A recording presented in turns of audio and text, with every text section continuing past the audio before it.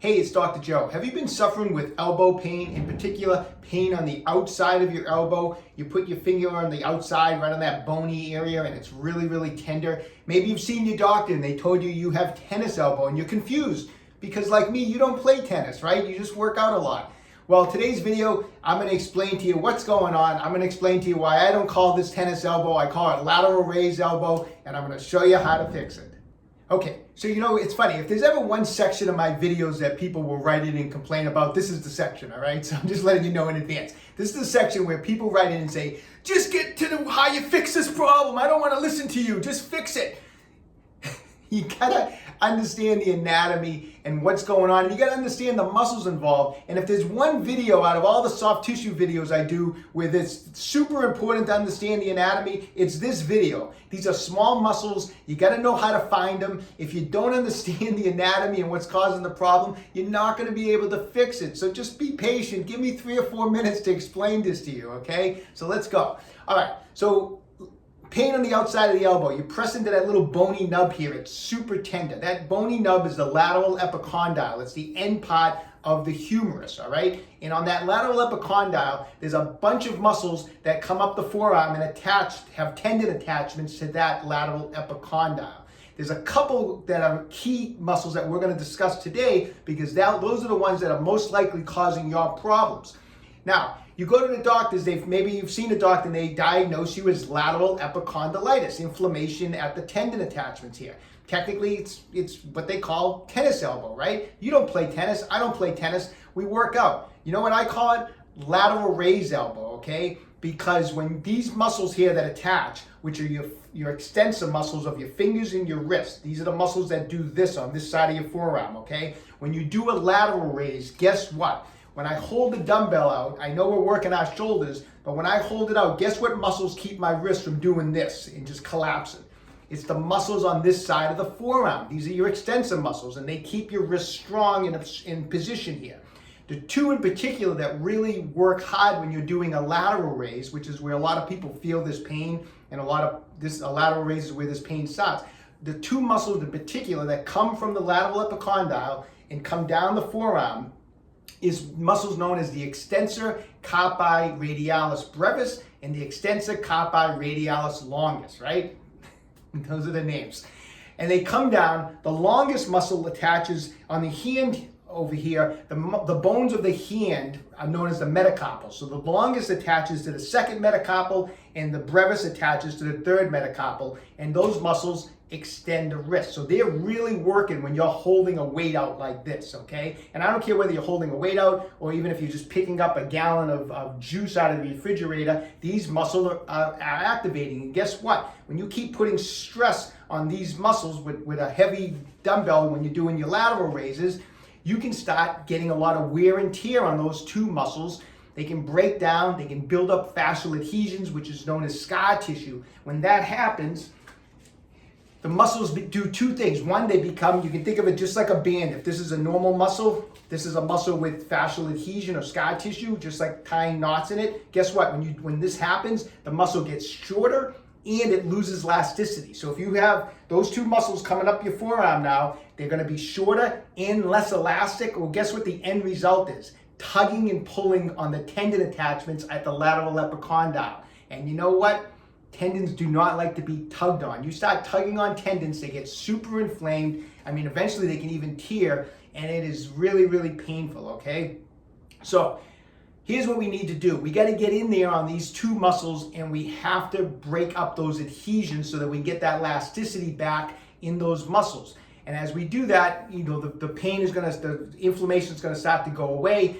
I would recommend, maybe avoiding those particular exercises for a while, like lateral raises, work around them. If you have a machine that you can do lateral raises like this with the pads up on your forearm, here, instead of holding the weight out, you'll be better off avoiding exercises that are going to directly irritate this area, okay? So let's get on to some fascial release work, myofascial release work on this tissue. I'll show you where they're located and how to find them right now. Okay, so we get a little up close and personal here so I can show you how we're gonna fix this thing, all right?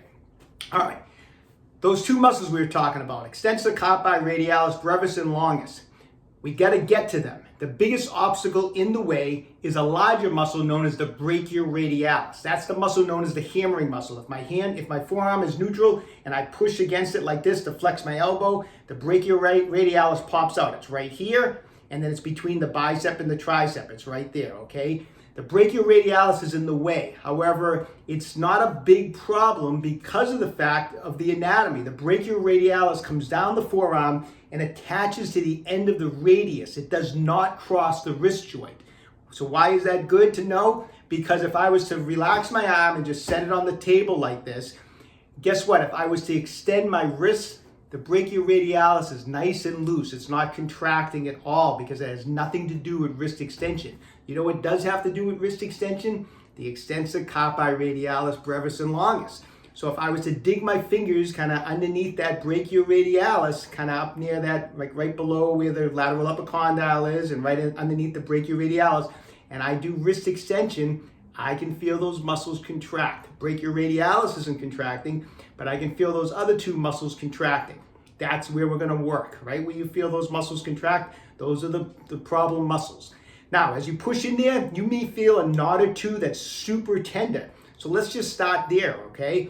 Everything I show you, you can get in there with your fingers like I'm doing here. I would recommend if you have like a spiky massage ball, you'll really be much more effective at digging into some of this tissue here. So I'm going to show you with the ball. If you don't have a spiky massage ball, get one. But if you don't have one, just use your fingers for now, okay? So I'm going to find them with my fingers, those muscles, by extending the wrist like this. I found it. Now I'm going to start off by doing some cross friction massage. The muscle fibers are all running this way. I'm going to massage this way. Cross friction massage, great way to break up adhesions and a great way to get a ton of blood flow into the area. So I find the muscles, I find the knot, it's sore, it's uncomfortable. I'm going to put the ball on there and I'm going to just put pressure and I'm going to go in this direction. And I'm going to rub right over that knot for about 30 to 60 seconds. Then I'm going to move down a little bit to a little different part of those two muscles. They're right next to each other, so you're going to be on one or both at the same time, it's fine.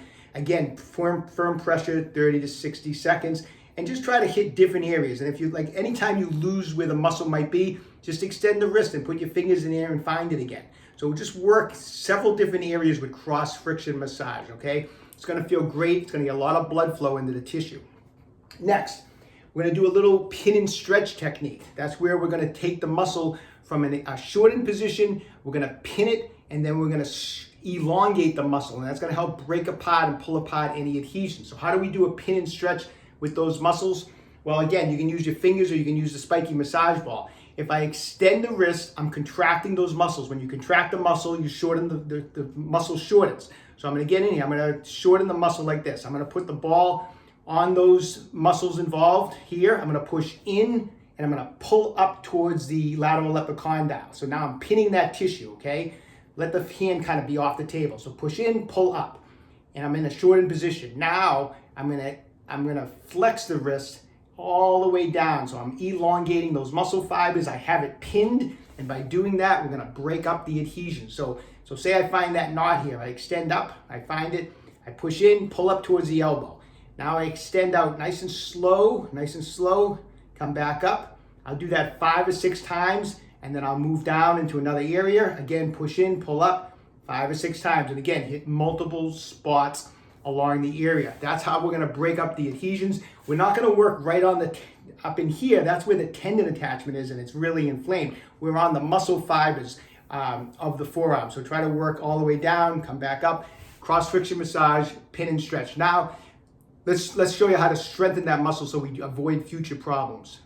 So start with the myofascial release work. I don't want you to start strengthening the area until you can do it without any pain. So obviously the first thing we need to be able to do is to be able to extend the wrist and not feel any pain every time you do this motion, okay? So once you're in a pain-free situation, now we can slowly add some light resistance and start strengthening. The reason we want to strengthen it, these muscles a lot of times we're weak to begin with, right? We don't usually use our wrist extensors in most of our daily activities, but then you go and grab 20-pound dumbbells or 30-pound dumbbells and you put a lot of stress on those extensors. So we need to slowly bring up the strength of those extensors.